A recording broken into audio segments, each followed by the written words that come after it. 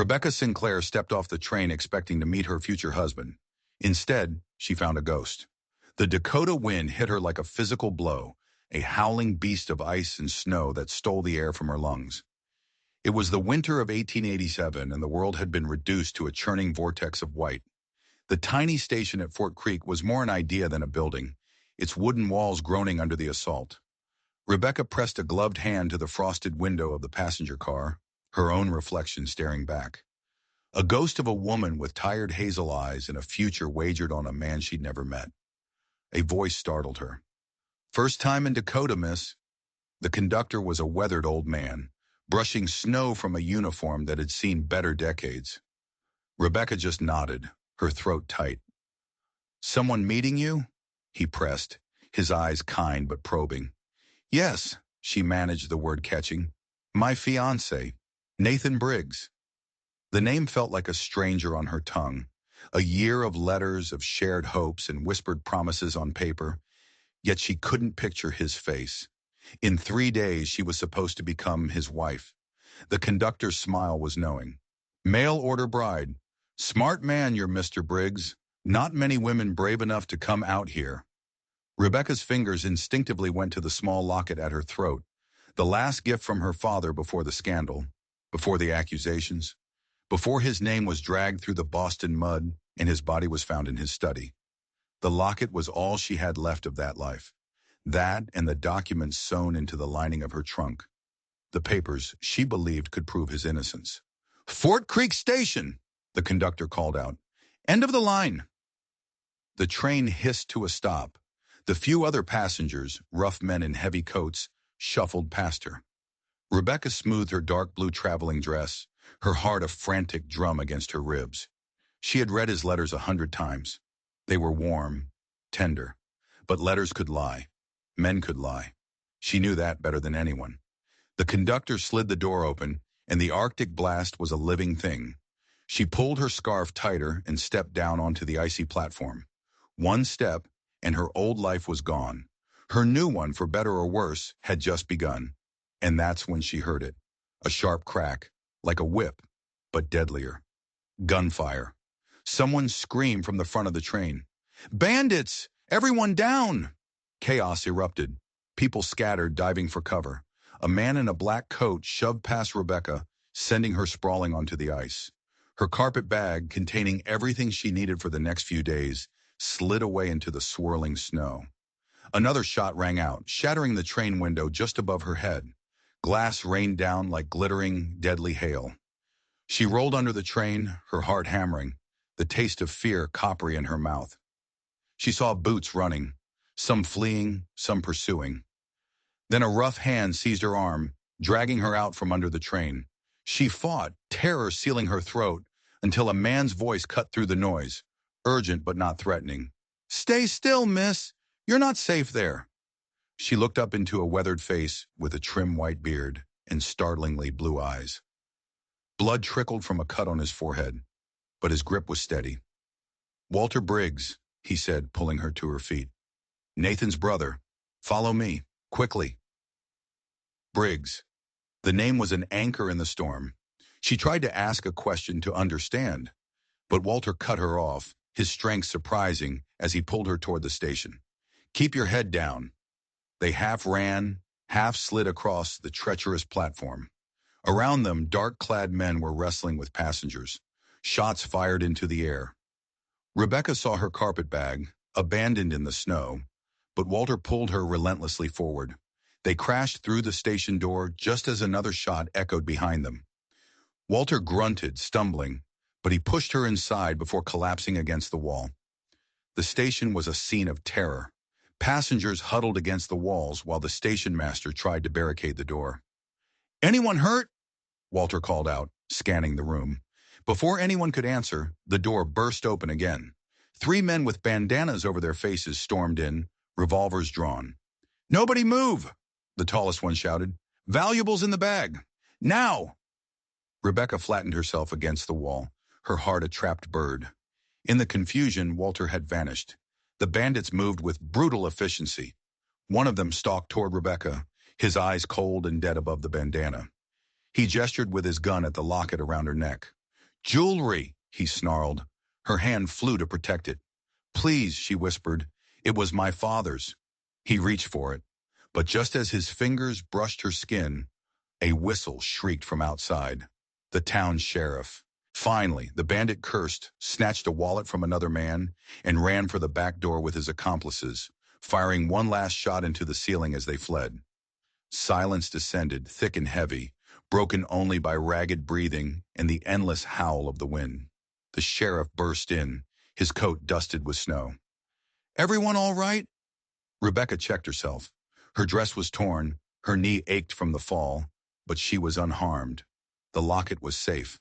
But Walter Briggs, the man who had saved her, the brother of her fiancé, was gone. And her fiancé, Nathan, was nowhere to be seen. The next hour was a blur of sheriff's questions and hastily administered first aid. Rebecca sat on a bench, clutching a cup of tea that did little to warm the chill in her bones. Her trunk, she learned, was safe in the baggage car, but her carpet bag with her change of clothes and Nathan's last letter was gone. As the afternoon bled into a bruised purple evening, the station emptied. Rebecca approached the harried station master. "Excuse me, sir. I was to be met by Nathan Briggs. Has anyone asked for me?" The man consulted a ledger, his finger tracing the lines. "Briggs? No, miss. No one's come asking. Could be the storm." Anxiety gnawed at her. "Is there a hotel? Anywhere I might stay?" His expression was apologetic. "Afraid not, miss. Every bed in town is spoken for. Cattle auction this week." He eyed her, a single woman in a rough frontier town. "It wouldn't be proper for you to stay here overnight. Place ain't heated." Her hope sank. "Is there anywhere?" He rubbed his chin. "There's a boarding house, Mrs. Peavy's on Elm Street. She's strict, but she might take you in." He scribbled directions on a scrap of paper, his words nearly lost to the wind. 3 blocks east, then 2 north, red door with an iron lamp. With the directions clutched in her hand, Rebecca arranged for her trunk to be delivered later and stepped back out into the blizzard. The storm hadn't weakened, it had grown teeth. The town was a maze of white and shadow, the wind erasing her tracks the moment she made them. After 20 minutes of struggling through knee-deep drifts, her knee throbbing, Rebecca knew she was lost. The cold was a physical pain now, burning her face, numbing her toes. Real fear, cold and sharp, began to claw at her throat. If she didn't find shelter soon, she would die out here. Just as despair began to set in, 2 shapes loomed out of the swirling snow. They weren't buildings. They were people. Small people. Children. "Are you lost, ma'am?" A girl's voice called out, surprisingly clear over the wind. She was no more than 10, her face nearly hidden by a scarf, only a pair of determined blue eyes visible. Rebecca nodded, too cold to feel embarrassed. "I'm looking for Mrs. Peavy's boarding house." The girl shook her head decisively. "That's clear on the other side of town. You're going the wrong way." Her adult gaze sized Rebecca up. "You're the lady from the train, aren't you? The one who was supposed to meet someone?" "Yes," Rebecca admitted, shivering. "How did you know?" The girl exchanged a loaded glance with her companion, a small boy nearly swallowed by his oversized coat. An entire conversation seemed to pass between them in that single look. "You need a home," the girl stated, as if it were the most obvious fact in the world. "And we need a mother." Rebecca blinked, sure the wind was playing tricks on her ears. "I beg your pardon?" "You look like you don't belong in the cold," the girl continued, "and we don't have a mama anymore." The little boy next to her nodded, his small face pinched and solemn. "Where are your parents?" Rebecca asked, alarmed. "Our pa's name is Gabriel Sullivan," the girl announced proudly. "He has a farm past the cottonwoods. He sent us to find you." "He sent you?" The words echoed in Rebecca's mind. Why would a stranger send his children to fetch her? "I don't understand. I'm here to meet Nathan Briggs." The girl crossed her arms. "Well, he wasn't at the station, was he? Pa said you'd be lost. He said to bring you home." The little boy tugged on her coat, his voice a tiny thread in the gale. "It's real cold, miss. Our house has a fire." Rebecca looked at their thin coats, their reddened ears.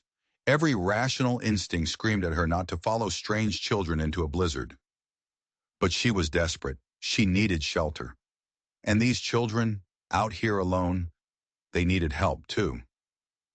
"Where is your house?" she asked, her voice trembling. "Not far," the girl said, holding out a small chapped hand. "Past the big fence, through the cottonwoods. Pa is waiting." Rebecca hesitated for only a second longer. Then she placed her gloved hand in the girl's. Whatever waited at the Sullivan farm couldn't be worse than freezing to death in the streets. "Show me the way," she said. The girl's face brightened. "I'm Charlotte. This is my brother, Samuel. Rebecca Sinclair." "Rebecca," Charlotte repeated, testing the name. "Pa will like that name." As they led her away from the faint lights of the town and into the growing darkness, a new chilling thought took root in Rebecca's mind. Walter Briggs had saved her, only to vanish. Her fiancé was missing. The station master had given her directions that led her into the heart of the storm. And now 2 children had appeared out of nowhere, sent by a strange man who was supposedly waiting for her. This wasn't a rescue. It felt like a trap. The walk was an eternity. The wind tore at them, and the snow was a blinding curtain. Charlotte, however, navigated the terrain with an unnatural confidence, her small hand a firm anchor in Rebecca's. Samuel trudged beside them, a silent little soldier in the storm. After nearly half an hour, when the lights of Fort Creek had been completely swallowed by the blizzard, a thin ribbon of smoke appeared in the distance. "See?" Charlotte said, her voice triumphant. "That's our chimney." They reached a leaning fence, and beyond it, a low, weathered house. Warm light glowed in the windows. It was modest, poor even, but to Rebecca it was a port in a storm. Charlotte pushed the door open without knocking. A wave of blessed heat washed over Rebecca, so intense it was painful on her frozen cheeks. The room smelled of wood smoke and baking bread. It was simple but tidy, dominated by a long wooden table and a glowing cast-iron stove. "Pa!" Charlotte called out. "We're back! We brought her!" A man stepped in from a back room, brushing frost from his shoulders. He was tall and broad, built of the same hard materials as the land itself. His face was weathered, framed by a dark beard, and his eyes were the color of the winter sky, steady and deep, and they held a sorrow that no amount of stoicism could hide. He took in Rebecca's disheveled state with a single, unreadable glance. "Pa, we brought her," Charlotte repeated, as if presenting a prize. "Just like you said." Rebecca straightened, forcing composure into her voice. "Mr. Sullivan, I presume. I believe there's been a misunderstanding. Your children said you sent them for me. They found me lost in town." Gabriel Sullivan said nothing for a long moment. His gaze shifted from Rebecca to his children, who were now huddled by the fire, whispering and stealing glances at her. "Who were you looking for?" he finally asked. His voice was low and rough, like stones grinding together. "Nathan Briggs," Rebecca replied. A muscle worked in Gabriel's jaw. "No Briggs at the station," he stated, not asked. "No, there was an incident. A robbery. I was directed to a boarding house, but I got lost." Gabriel nodded once as if this confirmed something. He crossed to the stove, ladled a thick stew into a bowl, and placed it on the table. "Sit," he said. "Eat." The command was so simple, so devoid of warmth, that it left her speechless. She was too exhausted and hungry to refuse. As she sat, he cut a thick slice of bread and placed it beside her bowl. Then he turned to his children. "Did you tell the lady your stories, Charlotte?" His tone was careful, measured.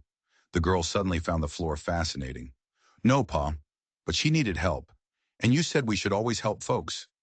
Gabriel's expression remained a stone mask, but something flickered in those gray eyes. He sat across from Rebecca, his gaze direct and unnerving. "My daughter has an imagination," he said quietly. "She blurs the line between what's real and what she wishes were real." Understanding dawned, cold and sharp. "She said you sent her. She said you were looking for a wife." "I'm not." The words were firm. "My wife is dead. Charlotte just misses her mother." The silence stretched between them. Rebecca ate the stew, the warmth spreading through her, but it did little to quell the unease. This man was a fortress, his walls high and impenetrable. Why had his children lied? Why did they seem so desperate to bring a woman any woman into this house. As she finished, exhaustion hit her like a wave. Charlotte, Gabriel said, noticing her drooping eyelids, make up the bed in the small room. I couldn't possibly impose, Rebecca began. Storm's getting worse, he interrupted, nodding at the window where the wind now howled like a demon. You'll stay.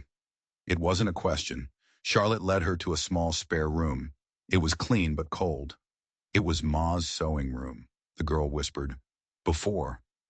Alone at last, Rebecca sank onto the bed. The day's events crashed over her. The robbery, the missing fiancé, the strange rescuer, the children's lies, and the stoic, unreadable man in the other room. This wasn't a sanctuary. It was a house of secrets, and she was trapped in the middle of it. She pulled her handbag closer, her fingers searching for the small, hard outline of the locket. As she did, her fingers brushed against something else tucked into a side pocket. A folded piece of paper. She hadn't put it there. With trembling hands, she unfolded it. The light from the lamp was dim, but the handwriting was clear. It wasn't Nathan's. It wasn't the station master's. The note was short, just 5 words, scrawled in urgent, messy letters. Don't trust the children's father. Her blood ran cold. The note could only have come from one person. Walter Briggs, Nathan's brother. He must have slipped it into her bag during the chaos at the station before he disappeared. He had tried to warn her. Rebecca looked at the door, at the shadows flickering under it from the main room. She wasn't a guest in Gabriel Sullivan's house. She was a prisoner. Sleep was impossible. Every creak of the house, every howl of the wind, sent a jolt of adrenaline through her. She lay in the dark, clutching the warning note, her mind racing. Gabriel Sullivan. Was he a grieving father or something more sinister? Did he have something to do with Nathan's disappearance? Was he holding her here for some dark purpose? She had to get out. Before dawn, while the house was still steeped in a deep pre-morning silence, she rose. She dressed in the dark, her fingers clumsy with cold and fear. Her plan was simple: slip out, brave the storm's aftermath, and walk back to town. It was a risk, but it was better than staying in a house where she was a captive. She eased the bedroom door open. A low fire still glowed in the stove, casting long, dancing shadows across the main room. Gabriel was asleep in a chair near the hearth, a rifle resting across his lap. Even in sleep, he looked like a guardian at a gate. Her heart pounded as she crept across the floorboards. Every step was an agony of suspense. The main door was her only obstacle. She reached it, her hand trembling as she touched the cold iron latch. Slowly, carefully, she lifted it. The click was deafening in the silence. Gabriel stirred in his chair. Rebecca froze, her breath caught in her throat. He settled again, a low murmur escaping his lips. She didn't wait for a second chance. She pulled the door open, just enough to slip through, and plunged into the biting cold of the pre-dawn world. The storm had broken, leaving behind a landscape of impossible, pristine white. The air was so cold it felt like breathing shards of glass. She pulled her coat tight and began to walk, following the faint outline of the fence line, praying it would lead her back toward the road to Fort Creek. She had been walking for nearly an hour, her hope dwindling with every step in the punishingly deep snow, when she heard it. The sound of hoofbeats, a horse moving fast. Panic seized her. She scrambled for cover, diving behind a snow-covered thicket of brush. A moment later, a rider crested the nearby hill. It was Gabriel, his figure a dark, menacing silhouette against the pale dawn sky. He wasn't searching aimlessly. He was tracking her. He reined his horse to a stop not 20 yards from her hiding place. He dismounted, his movements economical and precise.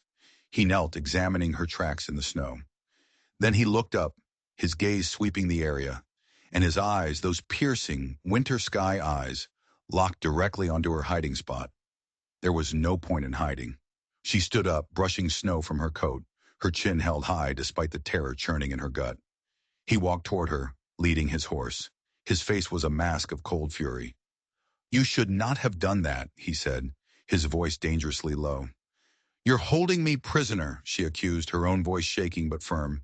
"I found the note, the warning." His eyes narrowed. "What note?" "The one in my bag. Don't trust the children's father." It was from Walter Briggs, Nathan's brother. For the first time, a flicker of genuine confusion crossed Gabriel's face. He stopped a few feet from her, studying her as if trying to solve a complex puzzle. "I don't know any Walter Briggs," he said slowly, "and I have no idea what note you're talking about." His denial was so absolute, so devoid of guile, that it staggered her. Was he a master liar, or was she caught in a web far more tangled than she had imagined? "But the children," she stammered. "They lied. They said you sent them." "They did lie," he agreed, and the anger in his face was replaced by a profound weariness. "But not for the reasons you think." Before he could explain, another sound reached them, the jingle of a sleigh. Over the hill came a simple farmer's sleigh, driven by an elderly woman with a face mapped with wrinkles and eyes that seemed to see everything. "Gabriel Sullivan," the woman called out. "I thought that was you. What in heaven's name are you doing out here?" "And you," she said, her sharp gaze landing on Rebecca. "You must be the young lady my Charlotte has been talking about nonstop." Gabriel's posture stiffened. "Rose, what are you doing here?" "Checking on you, of course," the woman Rose said, bringing the sleigh to a halt. Charlotte was worried sick, said her pa was acting strange and that the new lady seemed scared. The girl has an instinct for trouble. She looked from Gabriel's grim face to Rebecca's frightened one. Looks like her instincts were right on the money this time. Rose turned her shrewd gaze back to Rebecca. "My dear, whatever is going on, you look half frozen. Get in this sleigh. Gabriel, you can either follow us home or freeze out here arguing with the sunrise. Your choice." The authority in the old woman's voice was absolute. Rebecca, seeing a potential ally, scrambled into the sleigh. Gabriel, after a moment of tense hesitation, mounted his horse and followed them back toward the farm. As they rode, Rose spoke in a low conspiratorial tone. "Don't you mind Gabriel. He's been wound tighter than a fiddle string since Catherine died. That house has too many ghosts." She paused, then added a sentence that chilled Rebecca to the bone. "Especially since he knows, deep down, that his wife's death was no accident." Back in the warmth of the Sullivan kitchen, the tension was thick enough to cut with a knife. Rose Thompson, the neighbor, acted as an unlikely mediator, forcing mugs of hot coffee into their hands while Charlotte and Samuel watched from the doorway, their faces pale with worry. "All right," Rose said, planting her hands on her hips. "Out with it. The both of you." Rebecca, emboldened by the woman's presence, laid the note on the table. "I was warned not to trust him." Gabriel stared at the note, then at her. "And I'm telling you, I have never seen that before in my life." "Then why did your children lie about you sending them?" Rebecca challenged. Gabriel ran a hand over his face, the picture of exhaustion. "Charlotte," he said, his voice heavy, "tell her." The little girl stepped forward, twisting the hem of her dress. Her eyes were filled with tears. "We did lie," she whispered. "Pa didn't send us. Mama did." The room fell silent. "Charlotte," Gabriel began gently, "your mother is gone." "I know," the girl cried, the words tumbling out in a rush. "But before she got sick, she told me. She said a lady was coming from far away, a lady who was smart and brave. She said the lady would be lost, and that we had to find her and bring her here.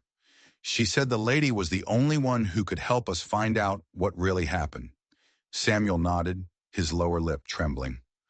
"Mama said to keep the secret, to keep us safe." Rebecca stared at the children, then at Gabriel. His face was a canvas of shock and dawning horror. "Catherine knew," he breathed. "She knew she was in danger. She was trying to protect you." He looked at Rebecca, his eyes filled with a new, desperate understanding. "She wasn't talking about me. She was trying to warn you about something else. Something here, in Fort Creek." The pieces began to shift in Rebecca's mind, forming a new, terrifying picture. The train robbery wasn't random. Her rescue by Walter Briggs wasn't a coincidence. And the children's story wasn't a flight of fancy. It was a dying mother's last, desperate plan. "The man who saved me on the platform," Rebecca said slowly. "Walter Briggs. He said he was Nathan's brother." Rose Thompson, who had been listening intently, suddenly gasped. "Briggs," she said. "Wait a minute. Nathan Briggs, the homesteader who died in that cabin fire a few months back?" Rebecca's heart stopped. "Fire? No, that's impossible. I received a letter from him 2 weeks ago." Then someone else wrote it, Rose said grimly, because Nathan Briggs is dead and buried. The whole town knows it. The floor seemed to drop out from under Rebecca. Nathan was dead. The man she had traveled across the country to marry, the future she had pinned all her hopes on, was gone. Had been gone for months. The letters were a lie. Her entire journey was a lie. Someone had lured her here. But why? His cabin was up near Eagle Creek, Rose continued. Kept to himself, that one. Folks said it was an accident. Lamp overturned. She looked at Gabriel, a dark suspicion in her eyes. Just like folks said, Catherine died of a fever. Gabriel stood up, his chair scraping against the floor. We're going into town, he said, his voice hard as iron. Now. What are you going to do? Rebecca asked, her mind reeling. There's only one doctor in Fort Creek, Gabriel said, his eyes locking with hers. A man with a trim white beard and startlingly blue eyes. He's been here for 30 years. His name isn't Walter Briggs. His name, Gabriel finished, is Walter Calloway. And if Nathan Briggs was his nephew, then Dr. Calloway has been lying since the moment you stepped off that train. The sleigh ride to Fort Creek was a blur of grim purpose. Gabriel drove with a focused intensity, while Rebecca sat beside him, the world she thought she knew crumbling with every turn of the runners. The children were left in the care of Rose, a silent promise passing between the two women to keep them safe at all costs. Dr. Calloway's office was a small, respectable building on a side street. A weathered shingle swung in the wind, announcing his name.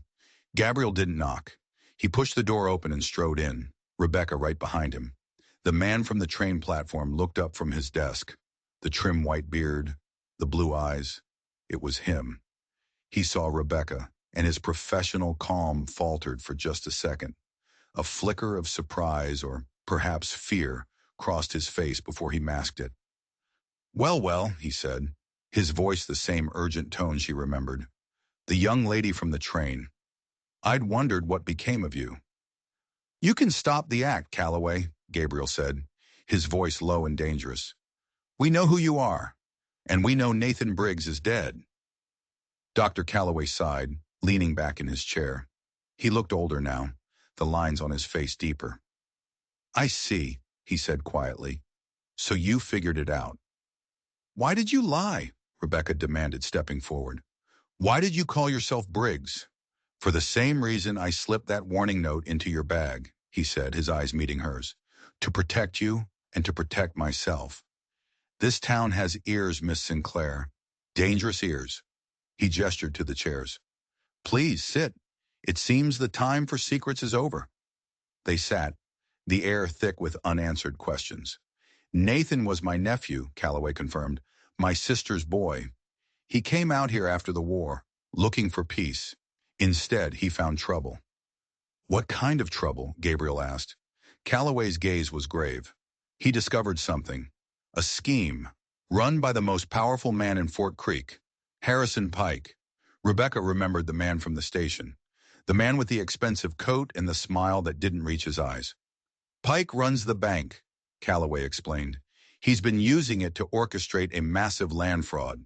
He finds homesteaders with valuable claims, land with water rights or timber or potential mineral deposits. Then, accidents happen. A hunting mishap, a sudden illness, a cabin fire.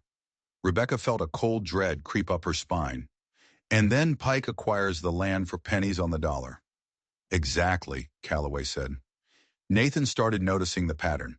He was a lawyer by training, meticulous. He started digging, collecting evidence. He realized Pike wasn't working alone. He had a partner, a banker back east, who was helping him launder the money and create fake ownership documents. Rebecca's blood ran cold. A banker in Boston? Calloway nodded slowly. A man by the name of Isaiah Miller. The name hit her like a physical blow. Isaiah Miller, her father's business partner. The man who had testified against him. The man she knew had framed him. It was all connected, she whispered, the terrible truth crashing down on her. They ruined my father to cover their tracks. Nathan figured it out, Calloway said. He wrote to you, didn't he? After you told him about your father. That was his mistake. Pike must have been intercepting his mail. When Pike realized Nathan was close to exposing the entire operation and that he was in contact with you, the daughter of his other victim, he had to act. He killed him, Gabriel stated, his voice flat. The fire wasn't an accident. No, Calloway said, his voice thick with grief. It wasn't. Nathan knew they were coming for him. He managed to hide his journal, his evidence before they set the fire. He survived for a day, long enough to tell me what was happening. He made me promise to find you when you arrived, to protect you. But why did Pike lure me here? Rebecca asked, her mind racing. If he killed Nathan to silence him, why bring me into the middle of it? Because of the documents your father left, Calloway said grimly. The ones you believe prove his innocence. Pike and Miller don't know what's in them. They're terrified you have something that could expose them completely. They lured you out here, away from the safety of Boston, to an isolated frontier town where they control everything. They plan to get those documents and then arrange another accident for you. The robbery at the station. It wasn't about watches and wallets. They were after her trunk, after her father's papers. Suddenly, a detail from Samuel's story slammed into her memory. The man with the red face. The way Charlotte had described Harrison Pike's face when he was angry. She looked at Gabriel, seeing the same horrific realization dawning in his eyes. It wasn't just Nathan, Gabriel said, his voice barely a whisper. Catherine, my wife. She found something too, didn't she? That's why Pike came to our house. Calloway's face was ashen. I always had my doubts about her death. The symptoms were not typical for influenza. They were, however, consistent with certain plant-based toxins, things a man like Pike, who owns half the territory, would have easy access to. He looked from Gabriel's tortured face to Rebecca's. Pike didn't just kill Nathan. He's a serial murderer. And you, Miss Sinclair, were meant to be his next victim. A chilling thought occurred to Rebecca. The journal, Nathan's evidence. Where is it? He told me where he hid it, Calloway said. At his cabin, in a hollow beneath a loose hearthstone. We have to get it, Gabriel said, standing. It's the only way to prove any of this. Pike will be watching the cabin, Calloway warned. He knows the evidence is there somewhere. He's probably had men watching it since the fire. Then we'll have to be smarter than him, Rebecca said, a new resolve hardening in her voice. The grief and fear were still there, but they were now joined by a cold, burning anger. Harrison Pike had taken everything from her father. He had murdered the man she was supposed to marry. He had torn Gabriel's family apart. He had lured her across a continent to kill her. But he had made one fatal mistake. He had underestimated the woman from Boston. He thinks I'm a victim, Rebecca said, her eyes meeting Gabriel's. It's time we showed him he's wrong. The plan was desperate, forged in the tense quiet of Dr. Calloway's office. They would ride for Nathan's claim at dusk, using the fading light for cover. Gabriel, with his knowledge of the land, would lead. Rebecca would go with him. She was a part of this, and she would see it through. Dr. Calloway would stay in town and, at a predetermined time, create a diversion to draw the attention of the sheriff, a man they knew was in Pike's pocket. The sheriff won't be able to ignore a fire at the livery stable, Calloway said, his mouth a grim line. It'll give you a small window. It won't be much, but it might be enough. As twilight painted the sky in shades of blood and violet, Gabriel and Rebecca rode out of Fort Creek, taking a winding route through the wooded hills to avoid the main road. The cold was a constant, biting presence, but Rebecca barely felt it. Her focus was narrowed to a single point, the burned-out cabin and the secrets it held. They tethered their horses in a dense grove of pines a quarter-mile from the claim and approached the rest of the way on foot, moving like shadows through the snow. The cabin was a skeleton against the darkening sky, a place of ghosts and memory. The silence was absolute. Gabriel held up a hand, signaling for them to stop. He scanned the ridge above the clearing, his eyes missing nothing. There's one, he whispered, pointing to a dark shape hunkered down behind a rock. A lookout. Their window of time had just gotten smaller. They circled around, using the terrain for cover, until they were at the back of the ruins, shielded from the lookout's line of sight. They slipped into the charred remains of the cabin. The smell of old smoke and wet ash hung heavy in the air. The hearthstone, Calloway had said, on the north side. They found it quickly, a large flat stone, miraculously uncracked by the fire. Working together, they pried it up. Underneath was a small, dark hollow, and inside that hollow was an oilskin packet. Gabriel lifted it out. His hands, usually so steady, trembled slightly as he unwrapped it. Inside was a leather-bound journal and a sheaf of folded documents. They had it, the proof. But as Gabriel secured the packet inside his coat, a voice cut through the twilight stillness. "Looking for this, Sullivan?" They spun around. Harrison Pike stood at what used to be the cabin's entrance, a lantern in one hand and a revolver in the other. Behind him stood two of his men, both armed with rifles. The lookout from the ridge had joined them. They were trapped. Pike's smile was a predator's grin. "I must admit I'm impressed. I didn't think the Boston school teacher had it in her. But then, I suppose, desperation makes people do foolish things." "It's over, Pike," Gabriel said, stepping in front of Rebecca. "Over?" Pike chuckled, a low, ugly sound. "My dear man, it's just beginning. You've just saved me the trouble of digging through this mess myself. Now be a good fellow and hand over that journal." "You'll have to kill me first," Gabriel said. "That can be arranged," Pike said smoothly. "In fact, it was always part of the plan. A tragic story, really. A grieving homesteader, driven mad by the loss of his wife, becomes obsessed with a dead man's property. He drags an innocent mail-order bride into his delusion. Tonight, in a fit of rage, he attacks my men, and they are forced to defend themselves. You are both killed in the struggle. The sheriff will find the evidence to support it. He's very cooperative. He was going to kill them and frame them for their own murders." "You won't get away with it," Rebecca said, her voice clear and steady despite the fear. Pike's eyes landed on her, and they were filled with a chilling condescension. "Miss Sinclair, in this part of the world, men like me always get away with it. Now, the journal." Gabriel didn't move. The standoff stretched, taut and fragile. The only sound was the wind whispering through the blackened timbers. Then from the direction of Fort Creek, a faint orange glow lit up the horizon. A bell began to clang frantically in the distance. The diversion. Calloway had done it. Pike glanced toward the glow, his smile faltering for a second. A fire. How quaint. He turned back, his expression hardening. "It won't save you. Give me the journal. Now." This was their only chance. "The lookout on the ridge," Rebecca said suddenly, her voice loud and sharp. "Did you tell him about the second cache?" Pike froze. "What are you talking about?" "Nathan's second journal," she bluffed, praying her voice wouldn't betray her. "The one he buried out by the creek. The one with the original bank ledgers from Boston. The lookout found it. He's probably halfway to Bismarck by now to turn you in and claim the reward." Doubt flickered in Pike's eyes. He glanced at the man who had been on the ridge. "Is this true?" The man looked confused. "Boss, I don't know what she's talking about." But the seed of mistrust had been planted. Pike's criminal enterprise was built on greed, and now Rebecca was using that greed against him. "You think he'd tell you?" Rebecca pressed, her heart hammering. "He'll be a rich man, Pike, and you'll be at the end of a rope." It was the opening Gabriel needed. While Pike was distracted, his focus split, Gabriel moved. He wasn't a farmer anymore. He was a soldier.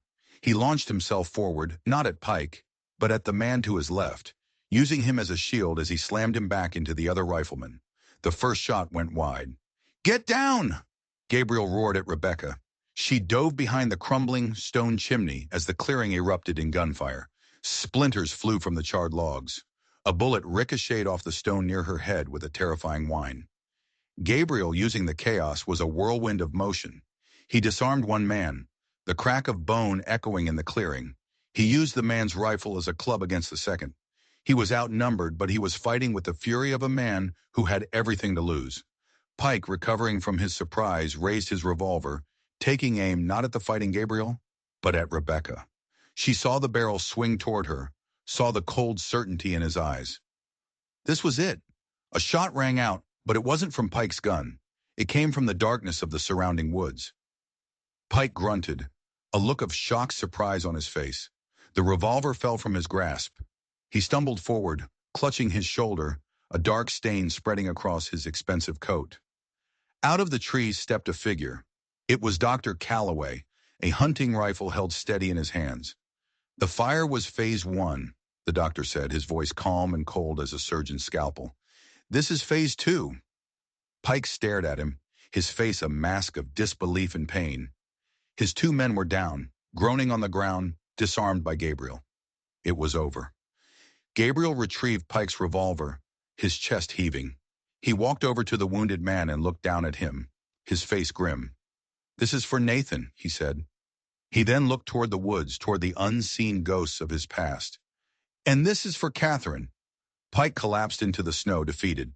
As Dr. Calloway emerged fully from the trees, Rebecca noticed he wasn't alone.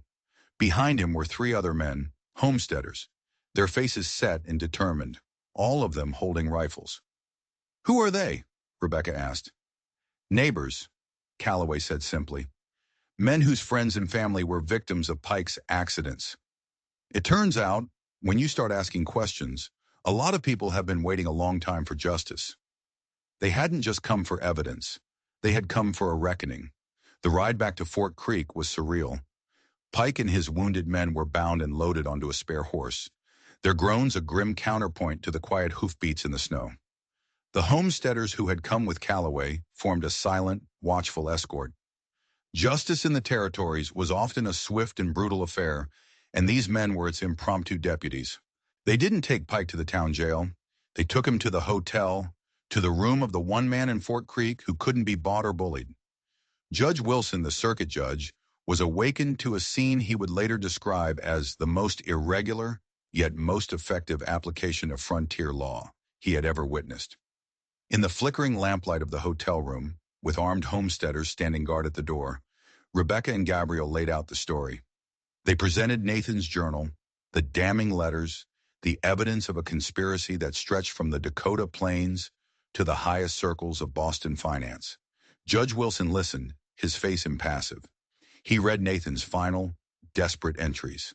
He examined the letter from Isaiah Miller. Then he looked at the wounded, sputtering Harrison Pike. "This evidence," the judge said, his voice ringing with authority, "is compelling. The federal marshals will be summoned from Bismarck. Mr. Pike, you and your associates are under arrest for fraud, conspiracy, and suspicion of multiple murders." He paused, his gaze hardening. "And given the mood of the men outside, I would suggest you come along quietly." The fight was over. The truth was out. The next few days were a whirlwind. The federal marshals arrived, methodical and efficient. Statements were taken. The evidence was cataloged. Warrants were telegraphed to Boston for the arrest of Isaiah Miller. The vast, corrupt empire that Pike and Miller had built began to crumble. Rebecca's father was going to be exonerated. His name would be cleared. The goal that had driven her across a continent, that had sustained her through disgrace and despair, was finally within reach. She stood at the window of Dr. Calloway's guest room, watching the slow, quiet life of the town go on. She now had a choice she hadn't possessed in over a year. With her father's assets restored, she could return to Boston. She could reclaim her life, her social standing. She could be Rebecca Sinclair, the respected teacher, the vindicated daughter once more. But the thought of Boston felt empty. It was a city of ghosts. Her life wasn't there anymore. There was a soft knock on the door. Gabriel entered, holding something in his hands. He had been quiet since Pike's arrest, wrestling with the revelations about his wife's murder. But now his eyes were clear. "The children are asking for you," he said. "They're staying with Rose, but they want to know when you're coming home." He used the word so naturally. Home. "I have to testify," she said. "The marshals will probably need me to travel to Bismarck." "I know," he said. "We'll go together. The children too. But after all of this is done." He looked down at the object in his hands. It was a small, exquisitely carved wooden bird, its wings outstretched as if in flight. It was new, the wood pale and smooth. "Catherine carved the first one," he said, his voice low. "Nathan carved the one for Samuel. The children have been trying to make their own. I thought our family needed a new one." He held it out to her. "For you." Rebecca took the bird, its delicate weight a comfort in her palm. It was more than a gift. It was a question. Gabrielle, she started, her throat tight. I could go back to Boston. I have a life there. I know you do, he said, his gaze steady and direct.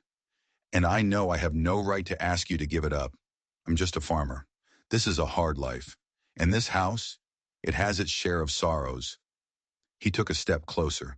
But these last few days, you brought a light back into it. You've made my children smile again. You've made me feel again. I'm not a man for fancy words, Rebecca, but I think my home is a better place with you in it. He looked at her, his heart in his eyes. I think I am a better man with you in my life. Stay, stay and build a new life with us. Tears she hadn't realized she was holding back began to fall. They weren't tears of sorrow, but of a joy so profound it was painful. She had come to Dakota seeking justice for the dead. She had found a future with the living. She looked from the wooden bird in her hand to the face of the steady, honorable man in front of her. She thought of Charlotte's fierce loyalty in Samuel's quiet solemnity. Boston wasn't her home anymore. This was. Yes, she whispered, the single word holding the weight of her entire future. Yes, I'll stay. A slow smile spread across Gabriel's face, transforming his stern features, chasing away the last of the shadows. He reached out, not to embrace her, but to gently touch the wooden bird she held. Then I guess we're going to need a bigger house, he said. And for the first time in a very, very long time, Rebecca Sinclair laughed. It was the sound of a new beginning. A year later, the Dakota sun shone down on a thriving farm. The house was the same, but different. An expansion had been built, a new room that served as a classroom for Charlotte and Samuel, and for a handful of other children from the surrounding homesteads. Rebecca had found her calling again, not in a stuffy Boston school, but here, under the wide-open sky. 4 wooden birds now hung from the porch eaves, twisting in the gentle spring breeze. They swayed above a family that had been forged in the crucible of winter and loss. Gabriel, his face softer now, with laugh lines around his eyes, stood with his arm around his wife. Rebecca, her hand resting on his, watched as Charlotte read a story to a rapt Samuel on the porch steps. They had found their peace. They had found their justice. They had found their home. The shadows of the past were long, but the light of the future was brighter. And in the heart of the unforgiving Dakota territory, a new story had taken root. Not one of vengeance, but of resilience, family, and the enduring power of hope. If you enjoyed this story of secrets and survival on the American frontier, you're in the right place. We uncover forgotten histories and tales of incredible courage every week. Don't forget to like this video and hit that subscribe button so you don't miss the next chapter. And let me know in the comments below, what do you think was the biggest twist in Rebecca's story? Until next time, stay curious.